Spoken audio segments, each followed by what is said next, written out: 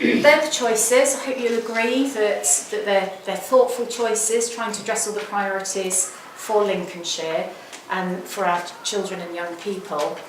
The format's going to be the same as it was for Mobilise Choice this year, in that we're going to deliver the PLCs through the term, through the year.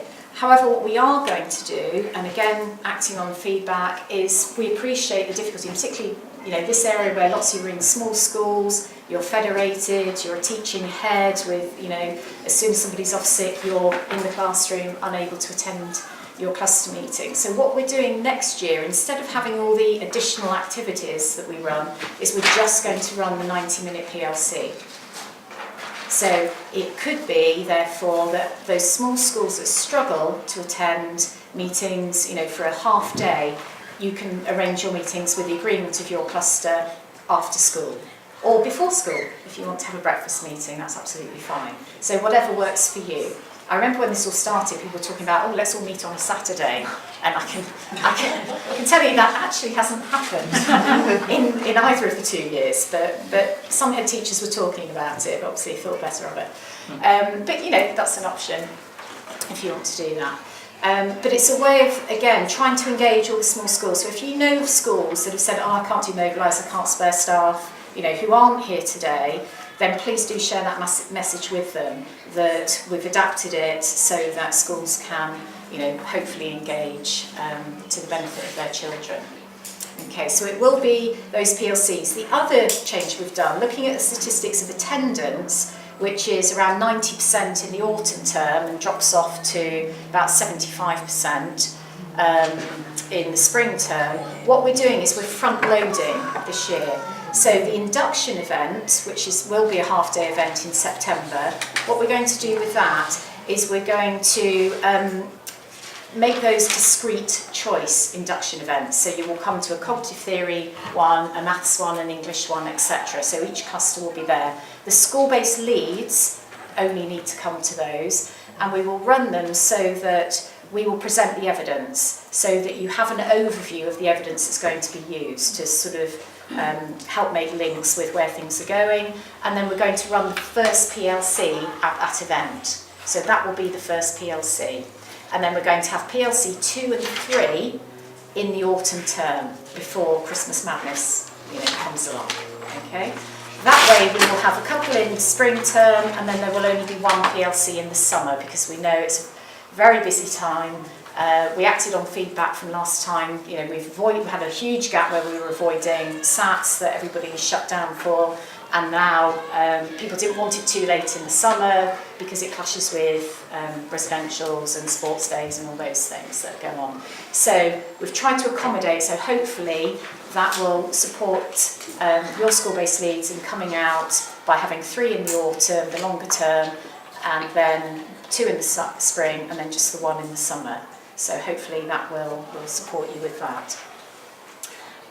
Everybody working again in clusters of 8 to 12. Because there are more choices this year, again, what it might mean as well is, as you consider your choices, it might mean travelling a bit further as well. So being the 90 minutes will help sort of keep that time. If some schools do need to travel a little bit further to meet their nearest cluster. Okay. Cluster lead. This is, again, we haven't actually analysed the data around this yet, but we don't really, to be honest, need to sit down and look at it. We had it was a bit different this year in that last year we had cluster leads. The evaluation from Sheffield Hallam on the first year, that's due out summer this year, so I'm not quite sure when, it's still drafts going backwards and forwards with the EEF at the moment. But it will come as no surprise that one of the strengths of Mobilise was the cluster leads. I mean, absolutely valuable resource, and Brian has also joined us along with Camilla, so publicly thank you to them, because they work so hard at base camps in supporting the Mobilise team, central team, and also producing additional resources that are available on the website, all free. So, they really work hard behind the scenes as well as facilitate the meetings. Where school clusters have not had a permanent cluster lead, it has affected attendance. It's there's a direct correlation, and it's, it doesn't take a genius to work out why. That's not to take anything away from our guest cluster leads. We put that as a solution so that schools had somebody, because the three of us in the Mobilise team can, when there are 9 meetings all happening on the same Tuesday afternoon, we cannot get to all 9 of those meetings between us. So if there is not somebody who's been on the base camp, been on the training, your school is reimbursed for that time out of school, then we can't sort of support you, and that's where some of the attrition has come from. What we do is, let's prepare our cluster leads for, we see that as leaders. So it's not just about, okay, here's all the stuff you need to run the PLC. We actually do a lot of coaching as well, and we take feedback from our cluster leads. They help develop resources that, again, particularly with the TA project, because it's in its 2nd year, those resources are being shared with the Mitre team, and they are going national and in some cases international. So, what's being produced is not just staying in rural Lincolnshire. So great opportunity for working at that level, but also receiving CPD as a leader and coaching. And I know a lot of our cluster leads say, oh, that model that we used for that, I've been using it in our SLT meetings. That's been a really useful tool. So it's a great opportunity, and it really does strengthen and keep that coherence. And we spoke to some school-based leads in the last week where attendance was all for valid reasons. We this has happened, that's happened in school, and we understand that.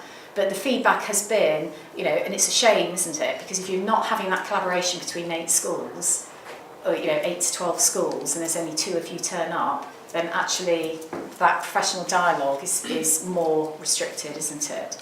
So please do think about that, and think about somebody that you think has the potential to take this on. And we do talk about cluster leads as being facilitators, not the experts. So you do not have to be an expert in everything to do with research. It's about being a facilitator of the meeting. So please do consider who you would like to put forward as cluster lead. We're fortunate that a lot of our cluster leads are staying on, but as inevitably happens, because they are strong leaders, a lot of them are going on to deputy headships or headships, and so don't have the capacity to continue to lead a cluster as well. So please do think about that. I think we've probably already mentioned conditions for success. It's all about leadership support. So being given the time to hold shadow PLCs, being given time to monitor the impact. So thinking about that, we spoke yesterday with leaders from schools who were saying, making assumptions, oh, that's happening, this is happening, because we've had a staff meeting, without being given the time to actually get into classrooms and see firsthand if it is actually happening.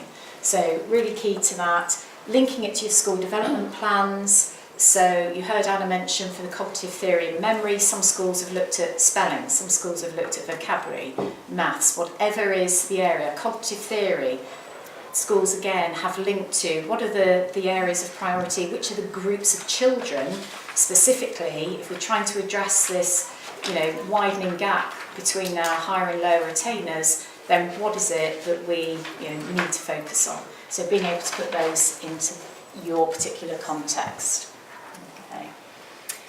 We're going to continue with PLCs, but I know from your faces you're very familiar with PLCs now and how and why they work, that collaboration, the discussion, the level of professional dialogue is phenomenal around the research, really fantastic. And again, our cluster leads are part of the development of the questions that you all get to guide school-based leads back in their own schools. So that's all generated with the support of cluster leads as well. So really important that that's put through.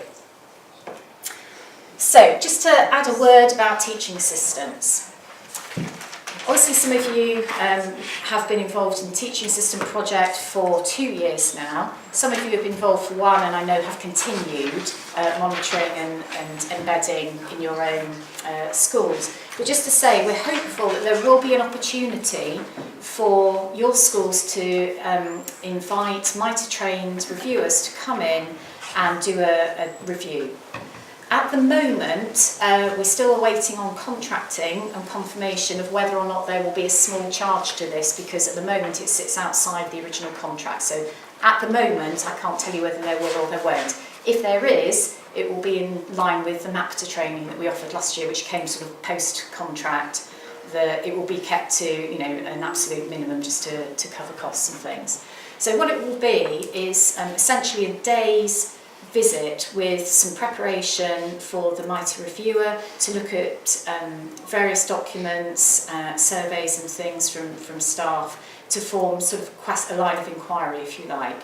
And then what will be looked at are these different areas. So we'll look at the leadership of TAs, we'll look at the strategic use of TAs, classroom deployment, we'll look at effective interactions, so how independent are your pupils, how are TAs scaffolding learning, asking, you know, questions, etc.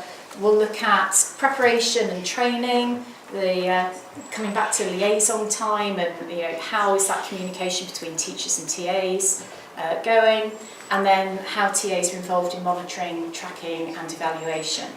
And then we'll go through that day. The structure of the day might be that there is a meeting with SLT, might include, you know, SENCO if SENCO is part of SLT or not, obviously depending on how you deploy TAs. We've done it with a focus group of TAs, focus group of teachers, met with governors, met with advisors to the board and trust.